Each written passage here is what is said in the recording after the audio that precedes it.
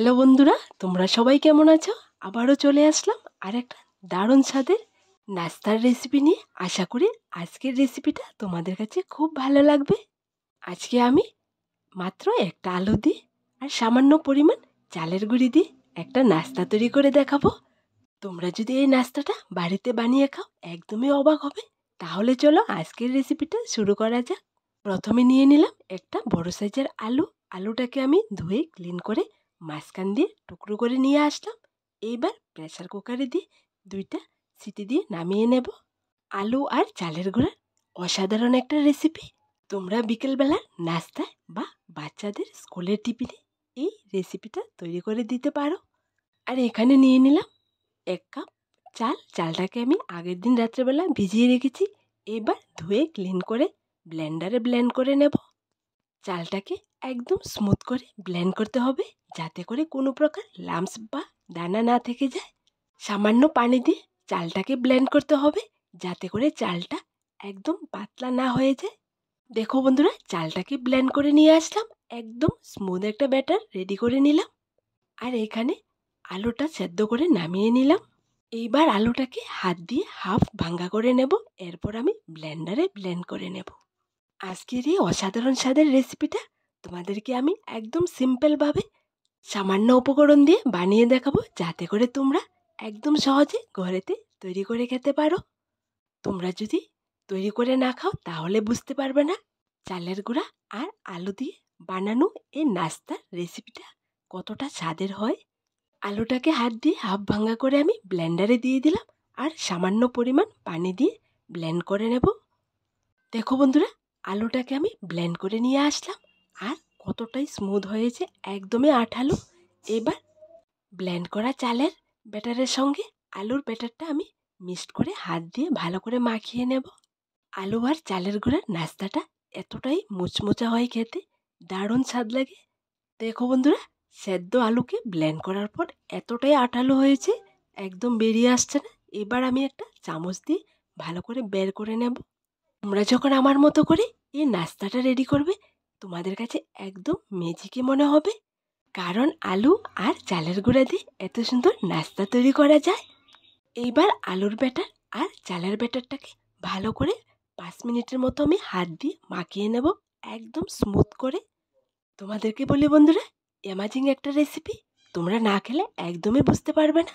অবশ্যই তোমরা ঘরে থাকা সামান্য উপকরণ দিয়ে এই রেসিপিটা একবার ট্রাই করে দেখবে।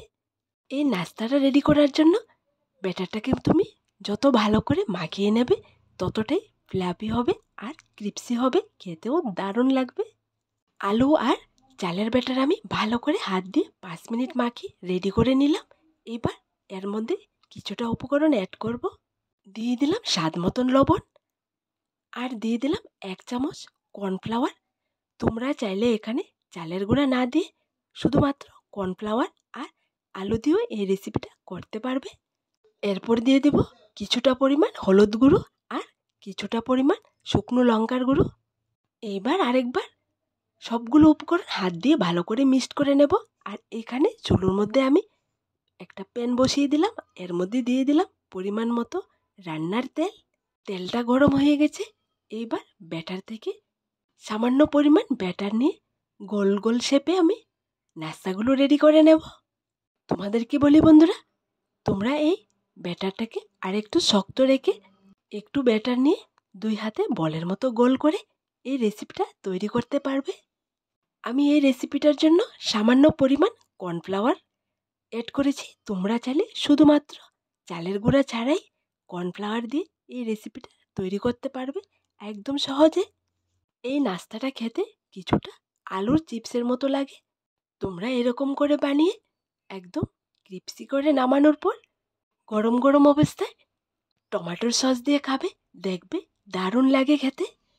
অসাধারণ স্বাদের একটা নাস্তা, ছোট বড় সকলেই পছন্দ করবে খেতে। কথা বলতে বলতে আমি পুরোটা প্যানের মধ্যে তেলের উপর ছোটো ছোটো বলের আকার করে ব্যাটারটা দিয়ে দিলাম। চুলোর আঁচটাকে লোতে রেখে আমি গোল্ডেন ব্রাউন কালার করে ভেজে নেব। তেলের উপর দেওয়ার পর পটাটো বলগুলোকে এরকম করে একটু নেড়ে দেবে, দেখবে একদম ফুলে ফুলকো ফুলকো হয়ে যাবে। আলুর বলগুলো নিচের সাইড হয়ে গেছে। এবার আমি একটা চামচ দিয়ে একটা একটা করে উল্টিয়ে দেব। দেখো বন্ধুরা, আলুর বলগুলো কতটা ফুলকো ফুলকো হয়েছে।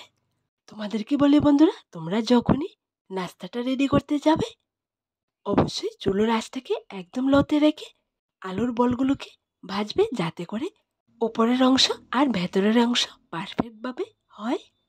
আর যদি তোমরা চুলোর আঁচটাকে বাড়িয়ে দাও তাহলে কিন্তু উপর দিয়ে হয়ে যাবে কিন্তু ভেতরটা কাঁচা থেকে যাবে। দেখো আমি চামচ দিয়ে একটা একটা করে সবগুলো আলুর বল উল্টিয়ে দিলাম। দেখো বন্ধুরা, উল্টানোর পর আর একটুখানি আমি ভেজে নিলাম। এরপর দুই সাইড যখন গোল্ডেন ব্রাউন কালার হয়ে গেছে এবার আমি নামিয়ে নিচ্ছি। দেখো বন্ধুরা, নাস্তা বা আলুর বলগুলো কতটা সুন্দর লাগছে দেখতে। দেখতে যেমন সুন্দর, খেতেও দারুণ স্বাদের। প্রথমবার যে আলুর বল বা নাস্তাগুলো আমি তেলের উপর দিয়েছি সবগুলো ভাজা হয়ে গেছে গোল্ডেন ব্রাউন কালার করে। আমি নামিয়ে নিলাম। বাকি ব্যাটারটা দিয়েও আমি ঠিক একই রকম করে তেলের উপর গোল গোল করে দিয়ে দেব। আর গোল্ডেন ব্রাউন কালার হয়ে গেলে নামিয়ে নেব। আশা করি তোমরা এই রেসিপিটা একদম সহজে করে নিতে পারবে। তো তোমাদেরকে বলি বন্ধুরা, চাল আর আলুর এই নতুন রেসিপিটা তোমাদের কাছে কেমন লাগলো ছোট্ট একটা কমেন্টে লিখে জানাবে।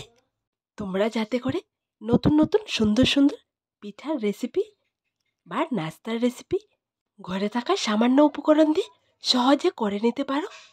আমি কঠিন কঠিন নাস্তা বা পিঠার রেসিপিগুলো একদম সহজ করে তোমাদেরকে করে দেখাই।